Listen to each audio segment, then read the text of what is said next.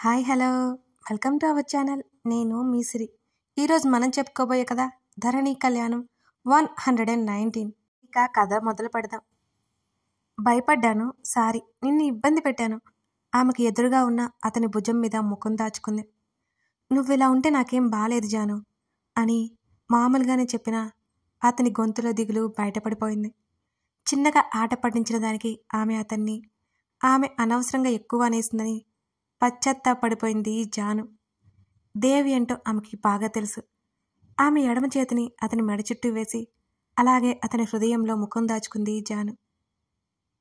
నిన్నే పెళ్లి జరిగింది, ఇవాళే గొడవ పడ్డాను కదా అని బాధగా పలికింది జాను గొంతు. ఆమె తల నిమురుతూ ఉండిపోయాడు దేవ్. గట్టిగా ఊపిరి తీసుకుని నిటారుగా కూర్చుని దేవ్ ముఖాన్ని చేతుల్లోకి తీసుకుంది జాను. అతను చూస్తుండగానే హాయిగా నవ్వి, Johnny is back, don't worry బుజ్జి అని అతని నుదుటి మీద ముద్దు పెట్టుకుంది జాహ్నవి. అప్పుడగ్గాని దేవ్ ముఖంలో చిరునవ్వు రాలేదు. సంతోషంగా ఆమె చుట్టూ చేతులు బిగించాడు దేవ్. కోపం వస్తే ఎప్పట్లా తిట్టే, సైలెంట్గా ఉండుకో, నాకేం తోచట్లేదు అంటున్న దేవ్ మాటలకి ఆమె మౌనం అతన్ని ఎంతగా ప్రభావితం చేసిందో అర్థమై ఇంకెప్పుడు అలా చేయకూడదని అనుకుంది జాను. సరే, ఇంకెప్పుడైనా నాకు కోపం వస్తే నిన్ను గట్టిగా కొట్టేస్తాను అని అంది నవ్వుతూ. ఆమె అల్లరి బయటపడగానే అతనికి హాయిగా అనిపించింది. అలసిపోయావు కదా, రెస్ట్ తీసుకో అని అన్నాడు దేవ్. లేదు, ఇప్పుడు చాలా బాగున్నాను అంటూ అతని మెడ చుట్టూ చేతులు వేసింది జాను. చీరలో బాగున్నావు జాను అని అన్నాడు దేవ్ ఆమెనే చూస్తూ. అతని నుంచి దూరం జరిగి తనని తాను చూసుకుంది. అవునా, నిజంగా బాగున్నానా? బొద్దుగా ఉన్న వాళ్ళకి చీరలు బాగోదు కదా, అందుకే నేను ఎప్పుడు చీర కట్టుకోను, కానీ అమ్మే బలవంతంగా కట్టించింది అని దిగులుగా ముఖం పెట్టింది జాను. ఎవరన్నారు నీకు చీర బాగోలేదని? నువ్వు బొద్దుగా ఉన్నావు, లావుగా ఏం లేవు. ఒకవేళ నువ్వు లావుగా అయినా సరే నాకేం ప్రాబ్లం లేదు, పిచ్చి పిచ్చిగా ఆలోచించుకో అన్నాడతను చిరుకోపంగా.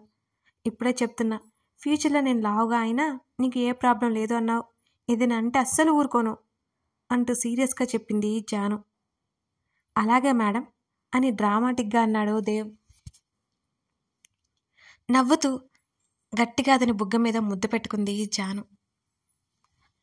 దేవ్ మనసు ఉపశమనం పొందింది ఆమె నవ్వును చూసి. కాలింగ్ బెల్ మోగుతుంటే గగన్ హృదయం మీద నుంచి లేచి కూర్చుని, ఎవరో వచ్చినట్టున్నారు చూడండి అని ధరణి అంటుంటే, ఎక్కడికి అని అన్నాడు గగన్. ఫ్రెష్ అవ్వాలి అని చీరని ఎదకి హత్తుకుని చెప్పింది ధరణి. వెళ్ళు అన్నాడతను. చూడండి మీరెళ్ళి ఎవరొచ్చారో అని ఆమె అంటుంటే, శాంతి అయి ఉంటుంది, డోర్ లాక్ చేశావా అని అన్నాడు గగన్. అని తల అడ్డంగా ఊపింది ధరణి. తనే వస్తుందిలే అన్నాడు. వెళ్ళకపోతే ఎలా వస్తుంది అని అయోమయంగా అడిగింది ధరణి. అందరూ నీలా బుద్ధుల్లా ఉండరు అని అన్నాడు గగన్. నోరు తెరిచింది ధరణి అతని మాటలకి. కాసేపటికి కాలింగ్ బెల్ మోగడం ఆగిపోయింది. చూసావా అన్నట్టున్నాయి అతని చూపులు. ధరణి మూతి తిప్పుకుంది. చిరు చెమటలు అద్దుకుని పచ్చగా మెరుస్తున్న ఆమె వీపు మీద రాతలు రాస్తుంటే ఉలిక్కిపాటుగా దూరం జరిగింది ధరణి. ఆమె మోచేతిని పట్టుకుని మీదకు లాక్కున్నాడు గగన్. వెళ్ళి అతని హృదయం మీద వాలిపోయింది ధరణి. మన పెళ్ళై ఎన్ని రోజులు అని ఆమె ముఖం మీద పడుతున్న జుట్టుని వెనక్కి నెడుతూ అడిగాడు గగన్. 9 నెలలు అని అయోమయంగా అతన్ని చూసింది ధరణి. ఇంకా షై ఫీలింగ్, సిగ్గేంటి నా దగ్గర అతను అంటుంటే ఏం సమాధానం చెప్పక రెప్పలు వాల్చేసింది ధరణి. ఆమె ముఖం మీద అతను గాలి ఊదగానే పరవశంగా కళ్ళు మూసుకుంది ధరణి. చెప్పు, ఆమె గడ్డం దగ్గర ముద్దు పెట్టుకున్నాడు గగన్. అదేం లేదు అని చిన్నగా చెప్పింది కళ్ళు తెరవకుండానే. టచ్ మీ నాట్లా అయిపోతావెందుకు అని పెదవులు బిగించి అతను అనగానే రెప్పలు ఎత్తి అతని వైపు చూసి, నా నేచరే అంత అని మళ్ళీ కళ్ళు దించింది. అతని నుంచి దూరం జరిగింది. చాలా కష్టం అంటూ ఆమెతో పాటు లేచి కూర్చున్నాడు గగన్. ఆమె లేచి వెళ్ళిపోతుంటే, నేను ఎంత మంచివాణ్ణో కదా అని అతను అనగానే బెడ్ దిగిపోతుందల్లా ఆగిపోయి విచిత్రంగా అతని వైపు చూసింది ధరణి. నువ్వు కూడా ఫ్రెష్ అవ్వాలి అని, నిన్ను షవర్ కోసం నాతో జాయిన్ చేసుకుంటే కనీసం మాట వరుసకు కూడా నన్ను పిలవకుండా వెళ్ళిపోతున్నావు నువ్వు అని గగన్ అనగానే ఆశ్చర్యంతో కళ్ళు నోరు తెరిచి అతని వంక చూసింది ధరణి. ఆమె ముఖంలో ఎక్స్ప్రెషన్ చూసి అతను నవ్వేశాడు. తేరుకొని నవ్వుకుంటూ సిగ్గుతో వెంటనే వాష్రూంలోకి వెళ్ళిపోయింది ధరణి. ఎప్పుడూ అంతే, నువ్వు నన్ను అసలు పట్టించుకో అని అలిగి కూర్చున్నాడు సూర్య. పట్టించుకోలేదా? ఏం పట్టించుకోలేదు అంటూ సూర్యకి వాటర్ అందించింది ధాత్రి. మనం ఎప్పుడో ఉదయం అనగా ఇక్కడికి వచ్చాం.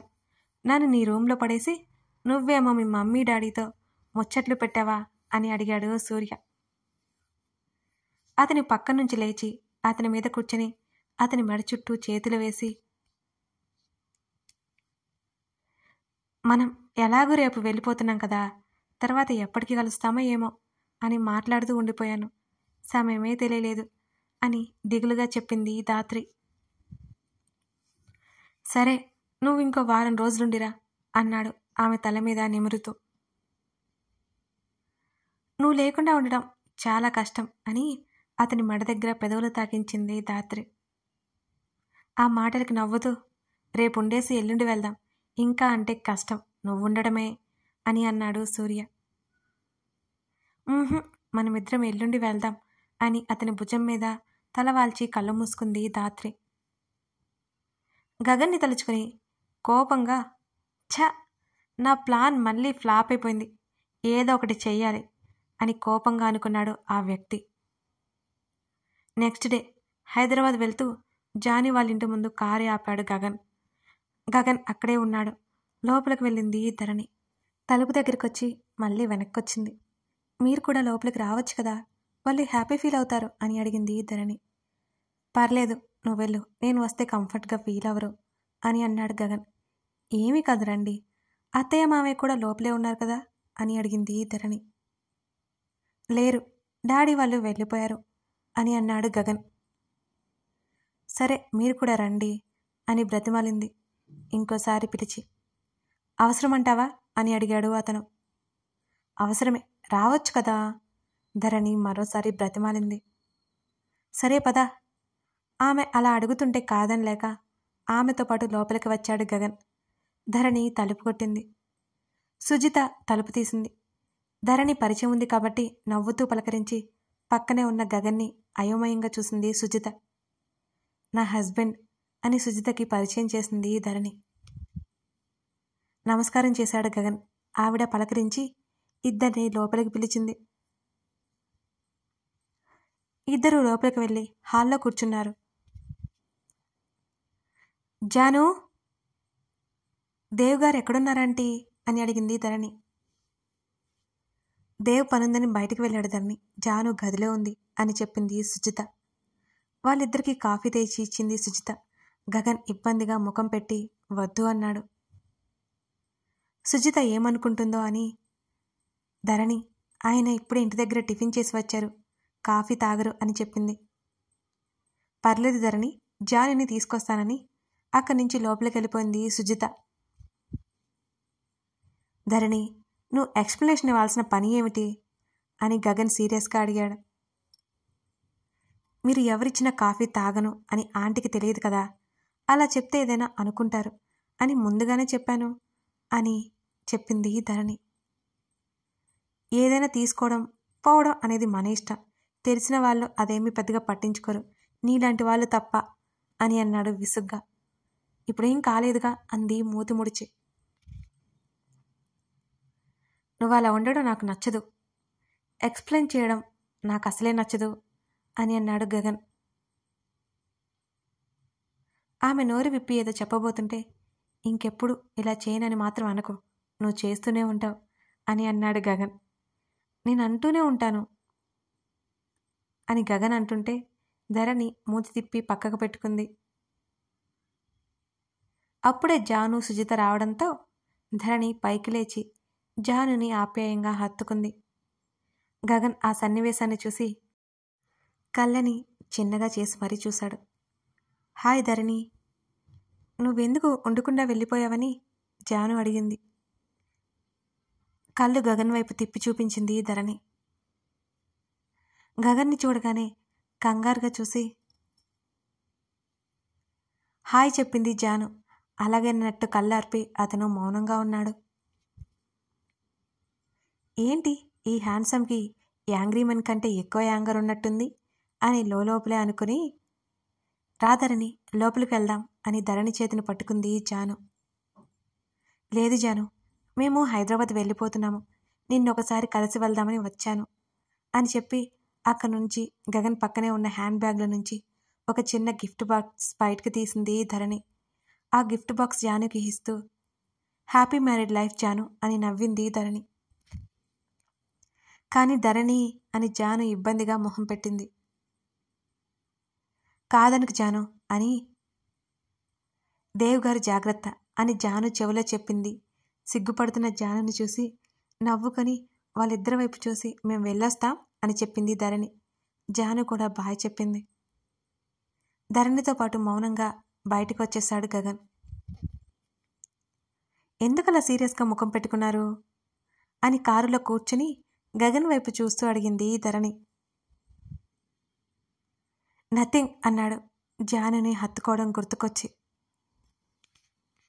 అదంతా మామూలే అని తెలిసిన గగన్లో పొస్సివ్నెస్ బాగా ఎక్కువైపోయింది. అతని చేతిని చుట్టుకొని భుజం మీద తలవాల్చగానే గగన్ కూలైపోయాడు దెబ్బకి. అతని ప్రవర్తన అతనికే ఆశ్చర్యంగా ఉంటుంది అప్పుడప్పుడు. మళ్ళీ ఇంటివైపుకి కారు మళ్లించి డ్రైవర్ని తీసుకుని ఎయిర్పోర్ట్కి వెళ్ళాడు గగన్ ధరణిలు. గగన్ ఎప్పుడైతే బెంగళూరు వచ్చాడో ఆ వ్యక్తి అక్కడి నుంచి హైదరాబాద్కి వెళ్ళిపోయాడు. ధాత్రి, నాకు చాలా భయంగా ఉంది అని అంది జాను. భయమా? ఎందుకు? జాను స్వయంగా ఫోన్ చేసి భయమంటుంటే ఏమీ అర్థం కాలేదు ధాత్రికి. ఈరోజు మా ఫస్ట్ నైట్ అని కంగారుగా టక్కున చెప్పింది జాను. జాను చెప్పిన విధానానికి ధాత్రి నవ్వుకుని అయితే ఏమైంది అని అడిగింది ధాత్రి. ఏమైందంటావేంటి? మా మమ్మీ ఆ విషయం చెప్పిన దగ్గర నుంచి నా గుండె ఫాస్ట్గా కొట్టుకుంటోంది ధాత్రి. చాలా కంగారుగా అనిపిస్తోంది. నీకు తెలుసా, ఆ టైంలో వణుకొచ్చేసింది అని చెప్పింది జాను. అన్నిటికీ ధైర్యంగా ఉండే మా జాను ఏనా నువ్వు ఇలా మాట్లాడేది అని ఆట పట్టించింది ధాత్రి.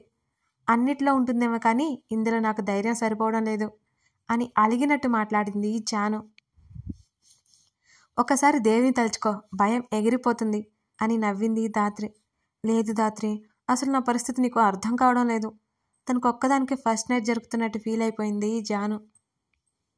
జాను, నన్ను అడిగితే నాకేం తెలుస్తుంది అని ధాత్రి అనగానే నా భయం పోగొట్టడం అంటే ఇంకా భయం పెంచేలా ఉన్నావు నీవు అని అంది కోపంగా.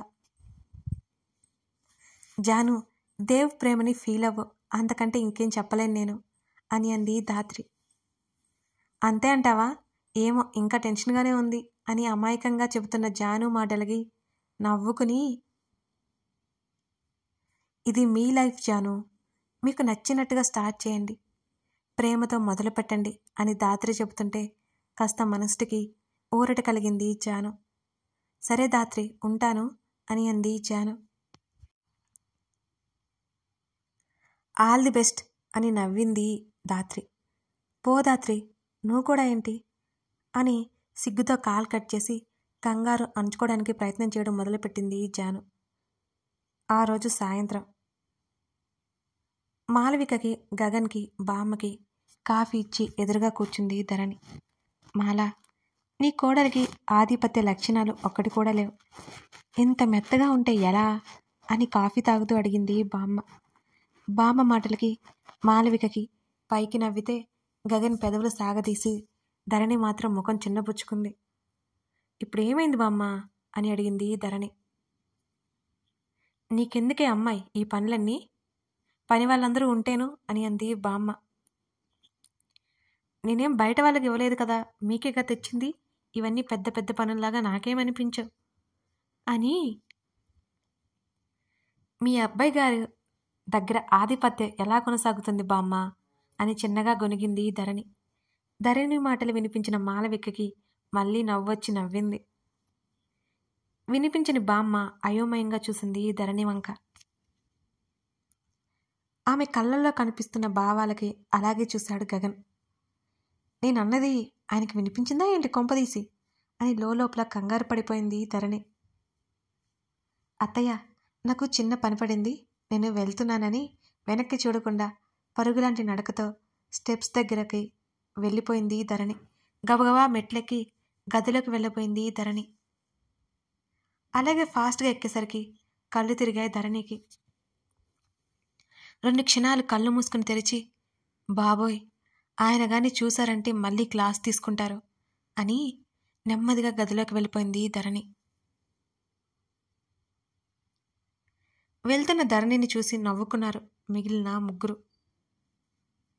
కన్నా, నీ పెళ్ళాన్ని భయపెడుతున్నావురా అని అడిగింది బామ్మ. గ్రానీ అని అన్నాడు గగన్. ఆ గ్రానీనే చెప్పు, నీ చూపుకే వణికిపోతుంది అని అంది బామ్మ. నేనేం అనలేదు, భయపడమని కూడా చెప్పలేదు. ఎలా ఉండాలి అనుకుంటుందో అలాగే ఉంటుంది, మనం ఎంత చెప్పినా మారే టైప్ కాదు అని చిన్నగా నవ్వుకుంటూ అన్నాడు గగన్. చదువుకునే రోజుల్లో ఎలా ఉన్నాడో అలాగే గగన్ నవ్వుతూ కళ్ళ ముందు ఉంటే మాలవిక చాలా సంతోషపడిపోయింది. ఒకసారి పంతులు గారితో మాట్లాడాలి అనుకుంది. పక్కనే ఉన్న మాలవిక చేతిని పట్టుకుని థ్యాంక్ యూ మామ్ అని అన్నాడు గగన్. ఏమైంది గగన్ అని గగన్ తల నిమురుతూ అడిగింది మాలవిక. ధరణిని నా లైఫ్లోకి తీసుకువచ్చినందుకు మాలవిక చేతి మీద ముద్దు పెట్టి చెప్పాడు గగన్. ఆ రోజు నేను చెప్పింది నిజమైందన్నమాట అని మాలవిక నవ్వుతూ అడిగింది.